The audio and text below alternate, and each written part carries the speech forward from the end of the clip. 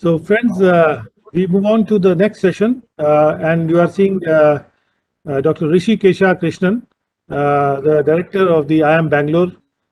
He's before you right now. And let me give a small introduction of Dr. Rishi Kesha, who's there with us.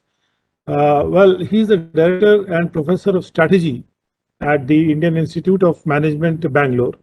Dr. Krishnan held the Jamuna Raghavan Chair in Entrepreneurship at IIM Bangalore from 2007 to 2010.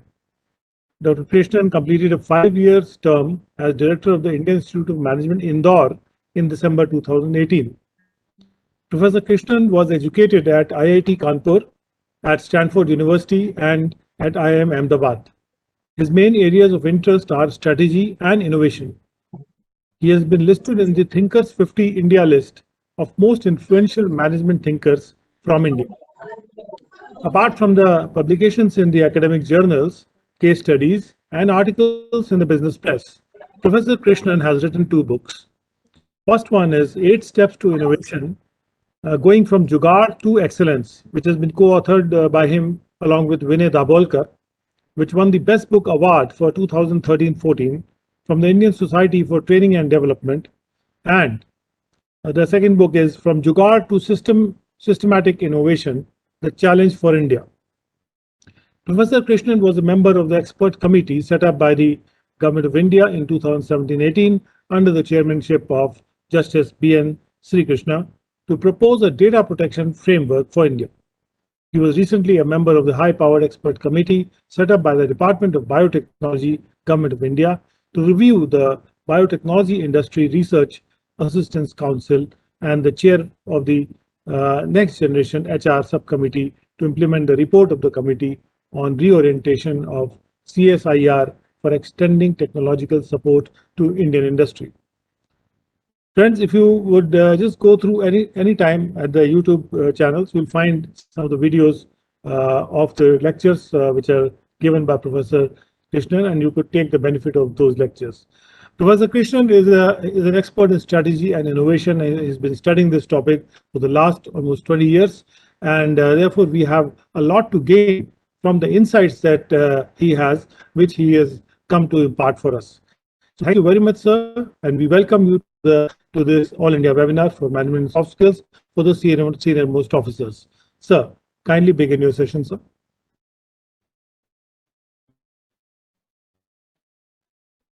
Your mic is muted, sir.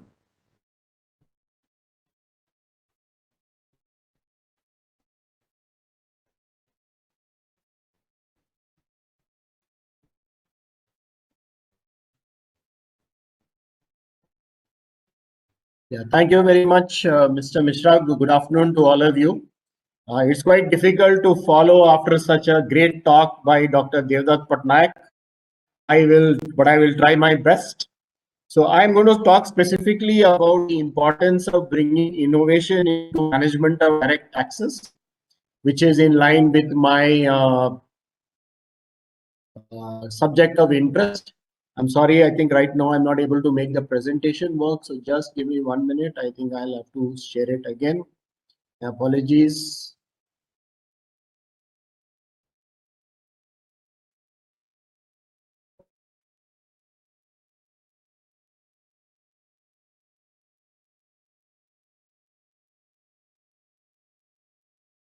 Yeah, so essentially my talk is based on 2 books that I have written, which Mr. Mishra referred to in his introduction. One is called From Jugaad to Systematic Innovation, The Challenge for India. The other one is called 8 Steps to Innovation, Going from Jugaad to Excellence. Now, we all know something about innovation. It is a word we use very commonly in our day-to-day life. But today I'm going to talk about something very specific about innovation. I'm going to talk about innovation in the organizational context. And here what I mean by innovation is that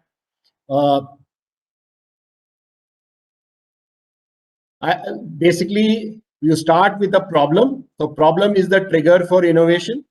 And because your problem does not have an obvious solution, you need to come up with something new.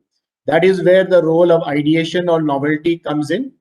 A lot of discussion about innovation is about ideas, But typically you will find that the most challenging part is not coming up with the idea, but it is executing the idea, because your idea has to be validated, it has to be verified, it has to be tested before it can be put into practice. Sometimes it may not work, therefore it will need to be refined and combined with other ideas. And finally, you will get some benefit or utility to one of the stakeholders, at least out of this entire process. Only when all of these things happen together, we call it innovation.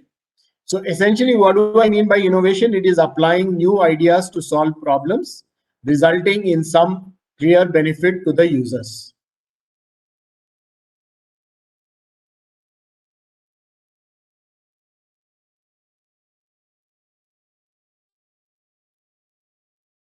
And please excuse me, I think there's some technical problem. It keeps getting stuck. So I'm going to share again my sincere apologies to all of you.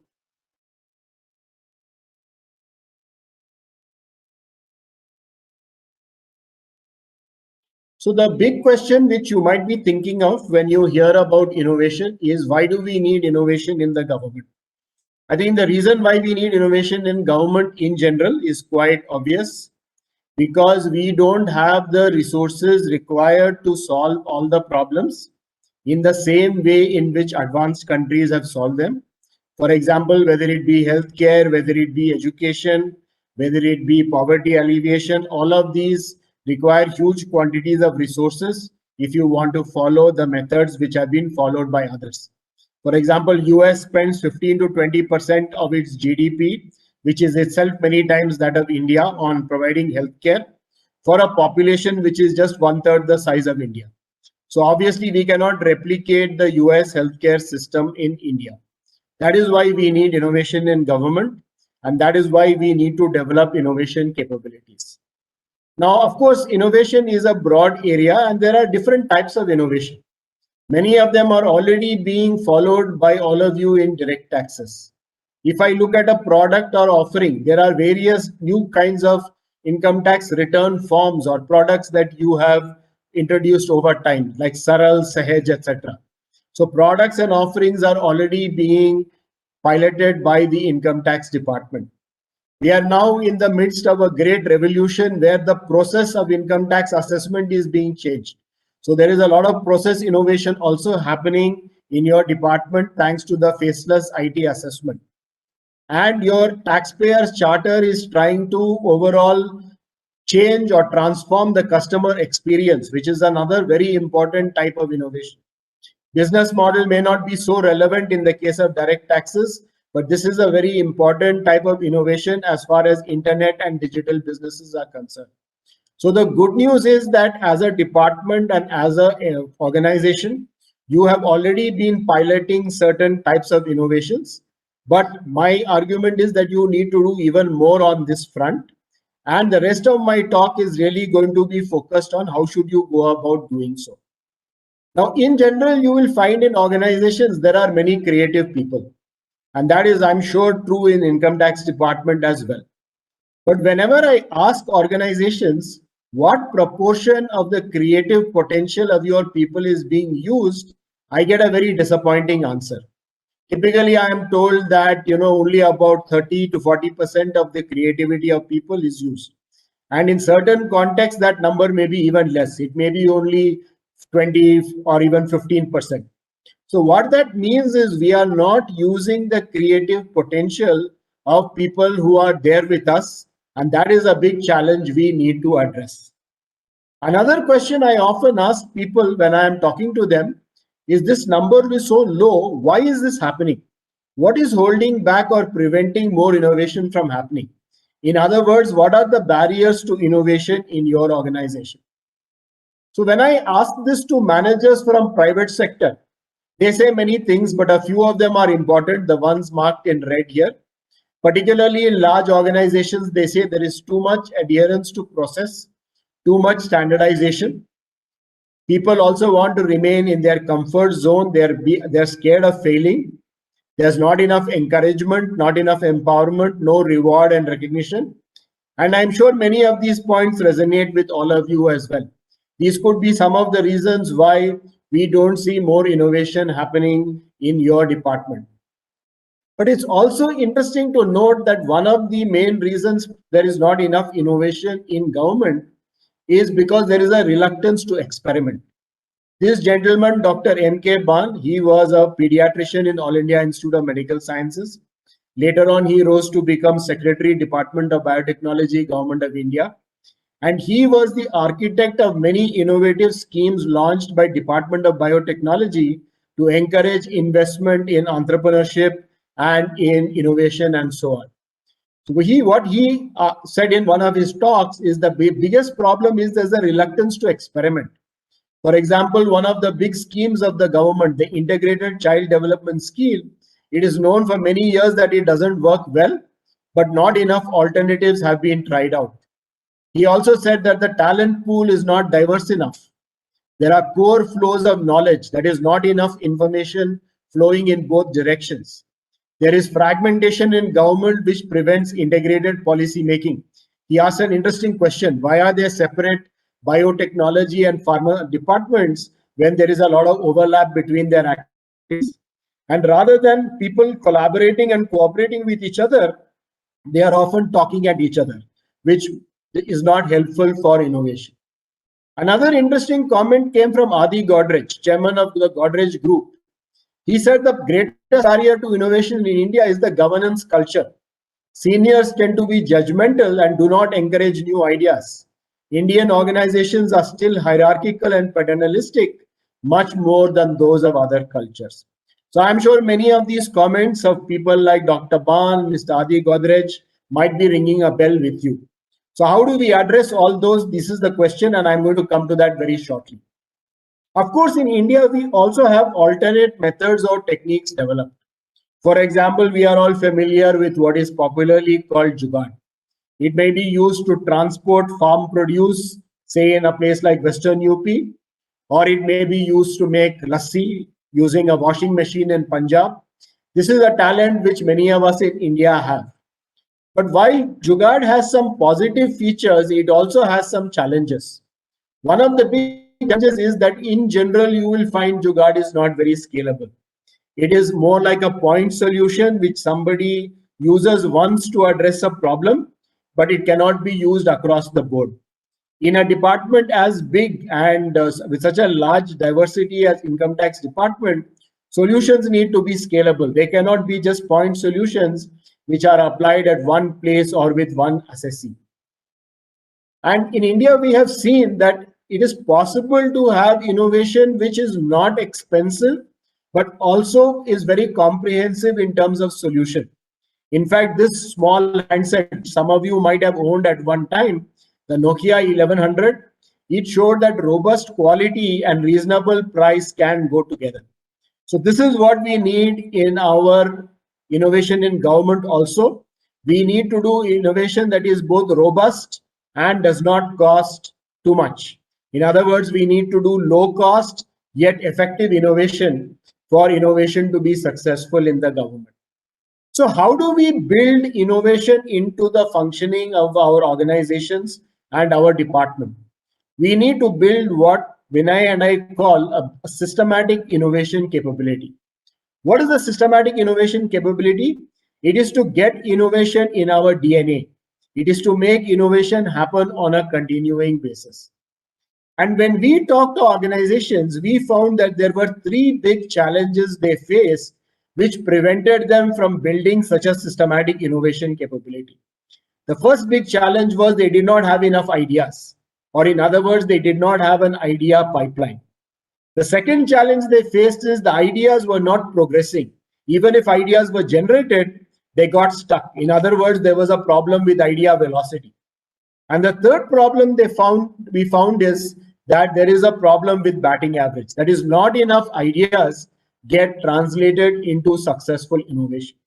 So any framework which we use to build innovation in the organization must address these three problems. It must enable creation of an idea pipeline, it must enhance idea velocity, and it must improve the batting average of the innovation process.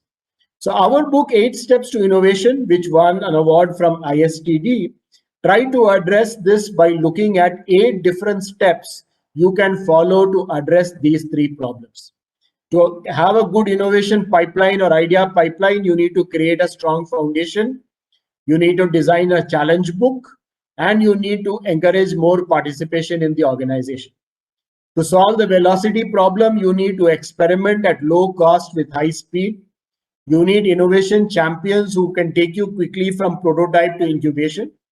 And in the business context, you need to iterate on the business model.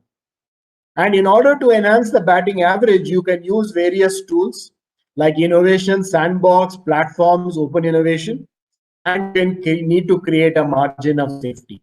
So how do we go about these different steps? Let me take a minutes to give you some examples which will help you understand how these different steps can be undertaken. Let us start by taking the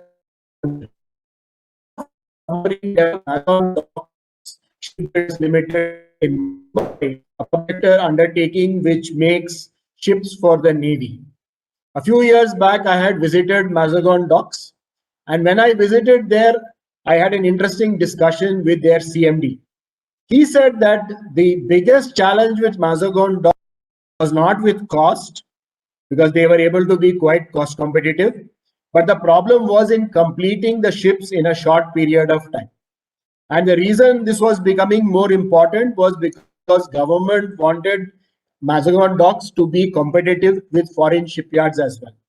So he understood that his main focus for any innovation activity, or the main problem he needed to solve, was cutting down the cycle time for building the ship. You can, I'm sure, think of similar problems in income tax department. Maybe the most critical problem is bringing in new assessees. Maybe it is avoiding tax evasion. Whatever be the critical problems which existing policies are not solving, you need to choose those problems and the type of innovation which is required to solve those and focus on that. And Mazagon Docks Shipbuilders has done that very well and managed to enhance the time, reduce the time it takes to build their ships and submarines. Along with this, you need to build a good idea management system. The big wealth you have in income tax department is your very talented officers who have been working there for years and understand the tax process very well. Many of them would have ideas on how different aspects of income tax management can be improved. And what we need to do is to create a system where they can easily share these ideas with the department, and the department can also select which of these ideas should be developed further. In fact, IT services company Cognizant had tried a similar process of creating an idea management system some years back. And within 5 years, the number of ideas collected went up from about 300 to about 1,34,000, with about 37% of the employees participating. And as many as 14% of these ideas were getting implemented. This is how one can build ground up a whole lot of more ideas which can shape the idea pipeline of the organization. In order to get these ideas, another important best practice is to create buzz or excitement around the idea generation process. One company which does this very well is Titan, which is a part of the Tata Group. It is focused on the manufacture of watches and jewelry. And some years back, they had started a very good campaign called Simplify and Automate, which was essentially designed to try and reduce the time taken to produce complex pieces of jewelry. And they asked their employees for suggestions on how the process could be simplified and automated. They got literally hundreds of such suggestions, which allowed them to bring down the time taken to manufacture jewelry, and in turn resulted in significant improvement for the company. The advantage of choosing a theme like Simplify and Automate is that it enables the organization to focus innovation on those areas where it is needed. Otherwise, when you ask for ideas, you will get ideas that are all over the place and not focused on the most important problems. Talking about important problems, one of the key things you need to do is create what is called a challenge book. Challenge book is created by identifying those problems which are best suited to addressing through innovation. Just look at this startup company called Vigyan Labs, which is based in Mysore. They found that data centers, where today most of the big data crunching is done, even Google, Facebook, etc., use them. They can waste up to 90% of the power which they pull off the grid. So this is a big problem, and clearly, if you can come up with a solution, this would be very valuable not only to companies but to the world. And the founder of this company, whose photo you can see there, he came up with a solution which enabled data centers to reduce their power consumption by up to 30%. How did he choose this problem? He chose this problem because it represented a pain point, excuse me, the wastage of electricity. It represented a wave which is shifting of computational activities to data centers, and it represented waste, which is waste of power. Wherever you see a problem that involves pain, wave, and waste, those are good problems for you to solve through innovation. And many of the problems you are solving through various digital solutions are representing this kind of phenomenon. So please build a good challenge book. And one thing you need to do is be very conversant or very well aware of how your users or stakeholders behave. In fact, in some of the top companies of the world, they believe that the senior managers should be aware of the top 3 disgusters and the top 3 delighters of important segments. Towards the end of the last session, Dr. Patnaik was talking about recognizing taxpayers and so on. So is that really what delights a taxpayer? I think that's the kind of thing which all of you need to be clear about, and then you can use that in the innovation process. One big change which is happening now is that instead of immersing yourself in the lives of customers, many insights are coming from data. In fact, Bajaj Finserv, which is one of India's most successful finance companies, today does its entire assessment of loans, whether it should give a loan or not, online, digitally. The way it does it is it has already issued EMI cards and credit cards to literally millions of people. So it has data on all those people who have the card regarding their payment and repayment behavior.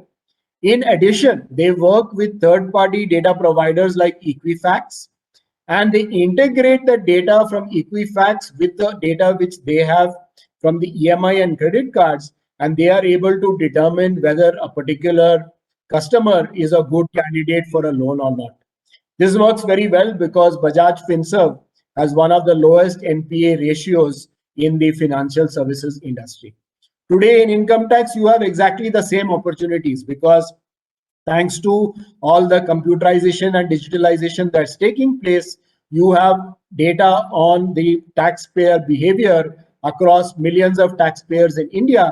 And this is what you can use to improve the quality of your collection and the quality of your tax management by essentially doing a lot of innovation with that data. The third thing you need to do is build participation.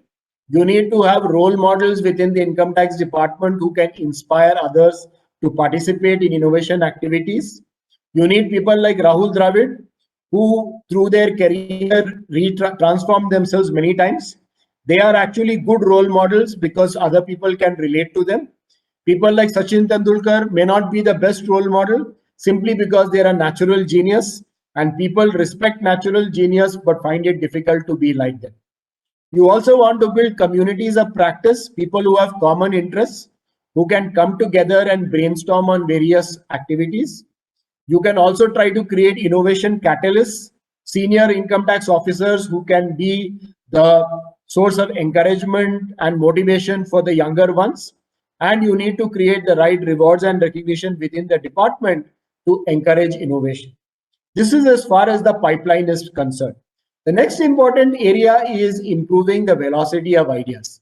And here you need to be able to create a system where you can experiment with low cost at high speed. In other words, you need to be able to go through the first loop from idea to proof of concept fast, and then the second loop from proof of concept to rolling it out equally fast. Now, the important thing to note here is that thanks to the digital and data, there is a huge scope to constantly experiment. And all our online companies are constantly doing that. A company like Google, or whether it be Swiggy, or whether it be Zomato, Uber, Ola, all of them are constantly experimenting, testing out new ideas, measuring customer response, and then building on what they learn.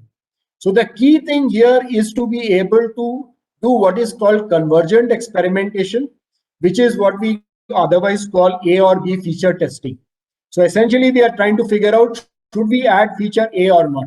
So for this, you need to have a test group. You need to have another group, which is the control group, who is not subject to the stimulus. See whether the test group responds, and then scientifically, with statistical rigor, figure out whether your particular stimulus works or not. So this kind of convergent testing is very critical for the department, because you need to experiment with what are some of the new methods, the new messages that will improve tax collection, reduce tax evasion, etc.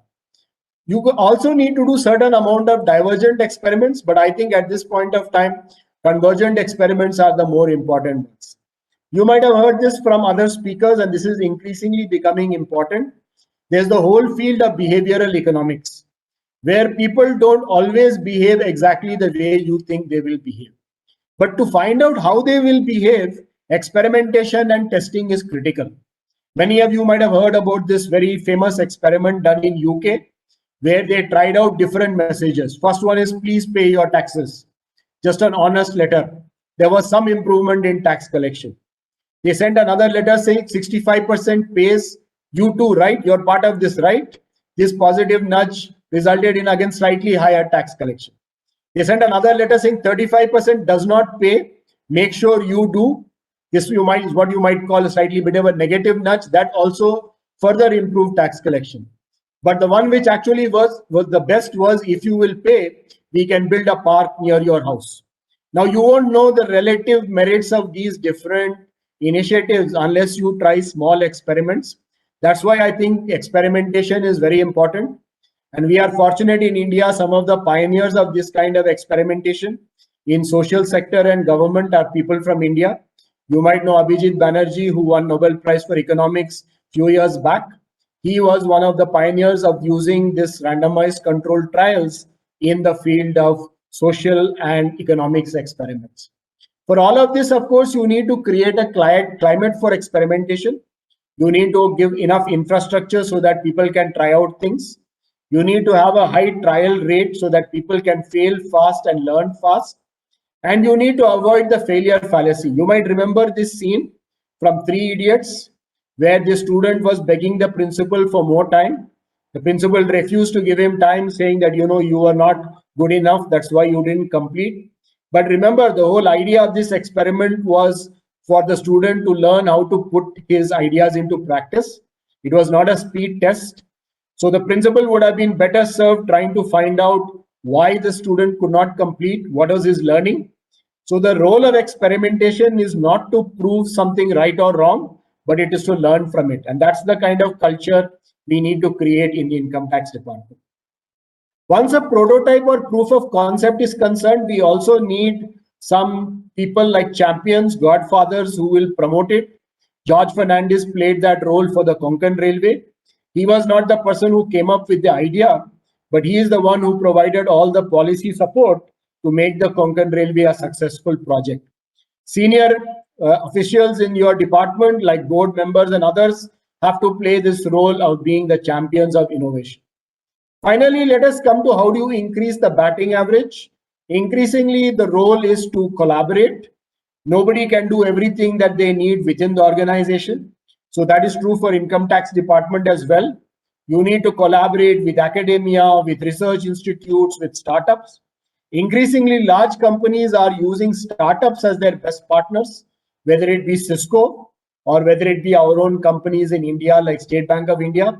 They are finding that startups have the complementary skills which enable them to solve complex problems. You can also make good use of all these open innovation contests. Organizations like NASA use these very effectively. For example, when they wanted to improve their solar collection on the International Space Station, they floated an open contest where they asked people to develop a complex algorithm to find out the optimal position. The interesting thing is it cost NASA only $80,000 to organize this contest, but they got algorithms which performed comparably with their existing tools, but actually performed better in certain special cases. So these kind of contests can enable you to get very good solutions which can complement what you're doing inside the organization. State Bank of India, for example, is using these very effectively. Every year they conduct a different contest, one year on prediction, another year on digitization, etc. So that brings me to the end of the talk. I think another interesting phenomenon we are seeing as a result of all these changes in innovation is the new role of the leader. The leader earlier was seen as somebody with a lot of wisdom who could use his or her intuition when data was not available, whose combined and cumulative experience could help the organization take the right decisions. But increasingly, with so much data being generated, the leader's role is no longer to back hunches or practice intuition. Instead, the leader is today the chief experimenter. So as leaders, what you need to be doing is pilot strategic experiments and demanding more experimentation by members of your team of both the convergent and divergent type as appropriate. But let me just here again just reiterate that a lot of the experimentation needs to be first done at the pilot level. You need to be doing it rigorously with a test group versus a control group, but you need to be doing more and more of these experiments to see if a lot of new ways of doing things can enhance the efficiency of the income tax department. So I would like to just thank you all for listening patiently to me, and I'm now happy to take any questions. So thank you. Well, participants are requested to shoot their questions, please.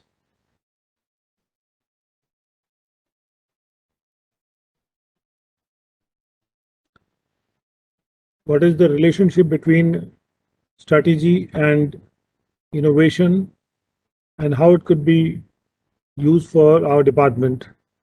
We all need to think about that. We all need to think about that very strongly, because innovation, it really helps a lot. Of course, Jugaad we do almost on a day-to-day basis, and it has become part of our culture. But from moving from Jugaad to innovation, moving from Jugaad to excellence and Jugaad to systematic innovation, that is something that will take us a long distance. So in that sense, any ideas that anybody would like to share, anything that anybody has tried out on the workplace in terms of innovation, which anybody would like to share at this time, or would like to ask anything, any problem that anybody is facing in terms of innovation, and problems with any procedure that could be solved in your view by way of innovation. Please come up with those ideas. Yeah, Poojan. Sir, good evening. Thank you, Professor Saab, for a wonderful lecture. Sir, as I understand that sandboxing is one of the techniques used for testing the ideas.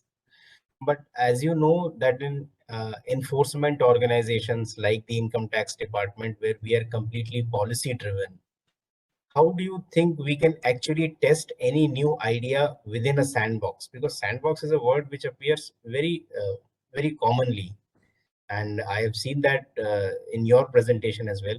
Can you please help me understand this issue or this idea with an example, please? Thank you.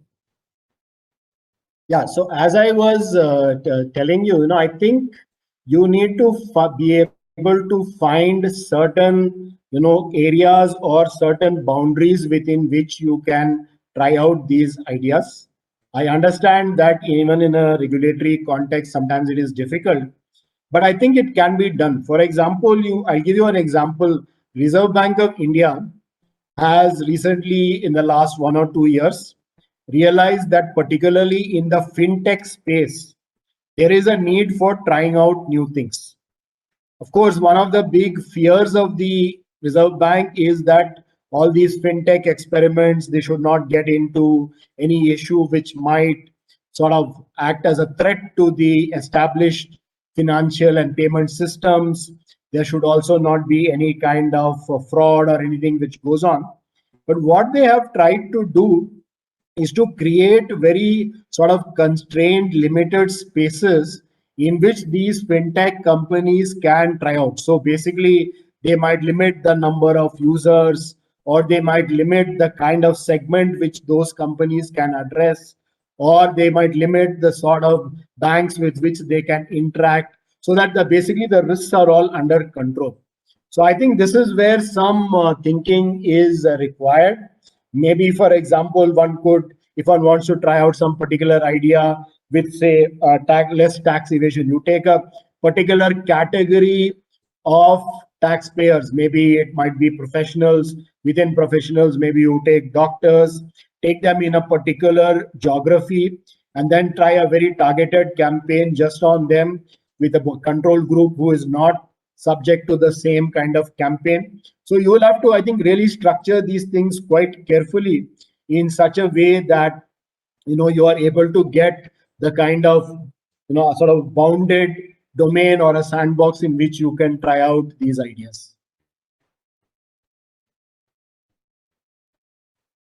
Mr. Ravindra Sai. Yes, sir. Yes, sir.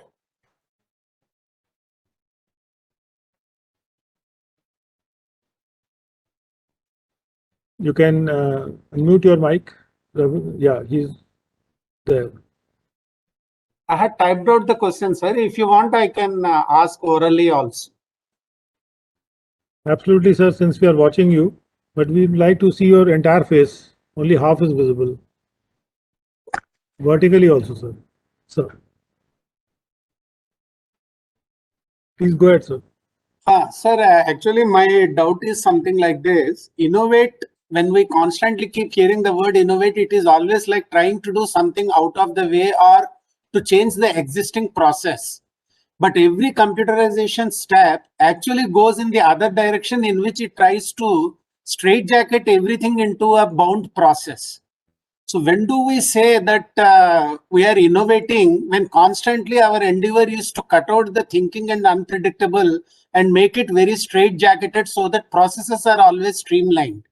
Because one of the great management tools always is to say that things are predictable, we have laid down a system. But the moment you say I have laid down a system, you have killed the innovation of an individual.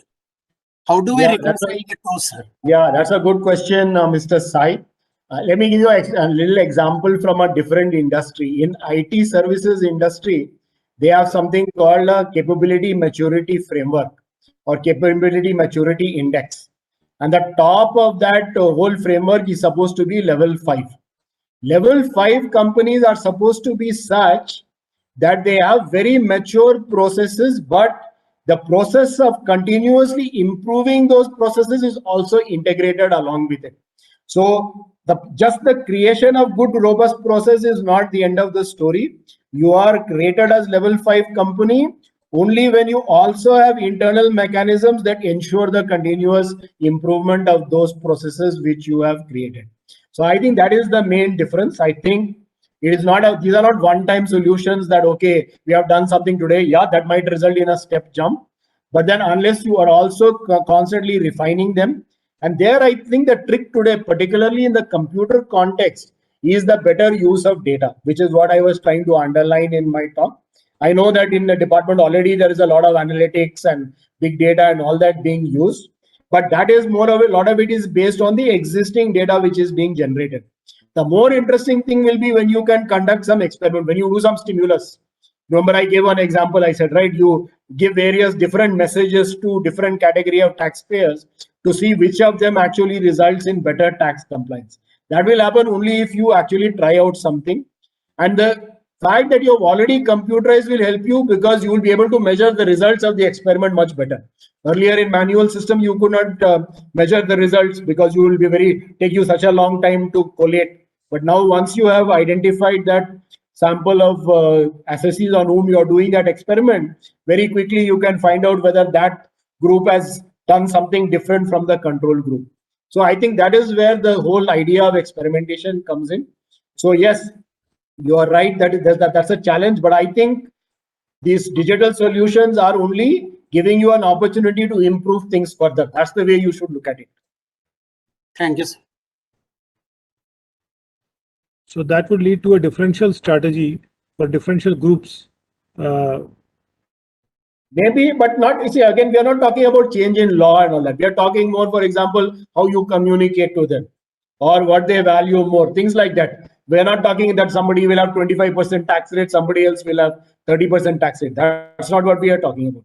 We are talking about what is the communication, what is the interface, what is the interaction, what kind of message will influence them to be better taxpayers. That's essentially what we are trying to look at. Okay, can we bring in Ashok Kumar Saroha, sir? So,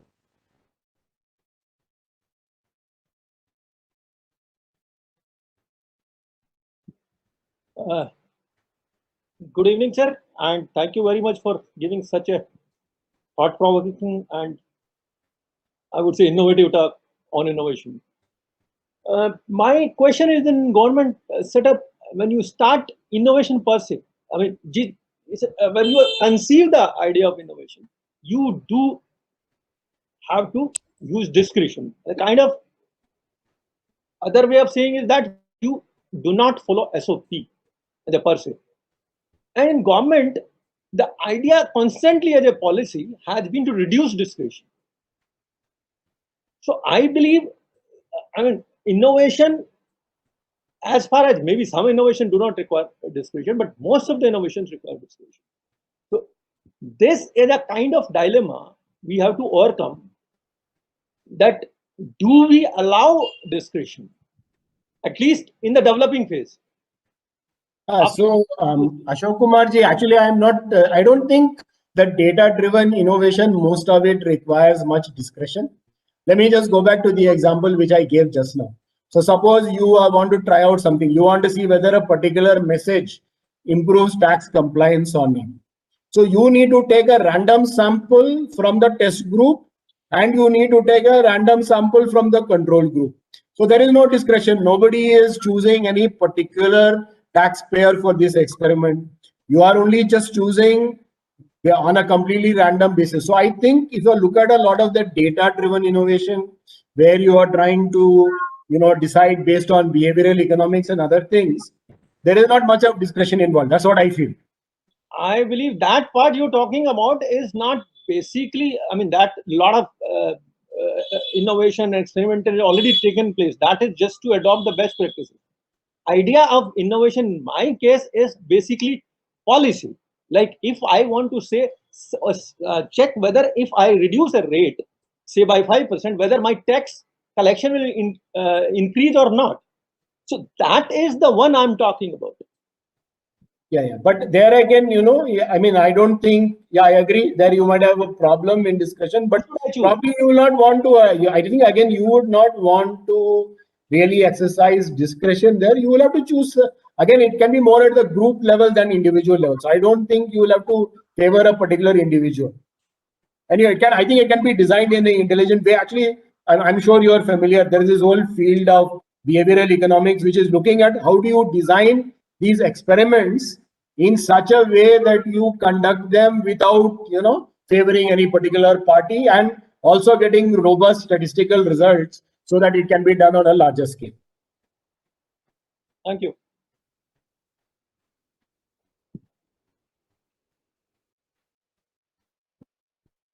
okay, any other participant has any question?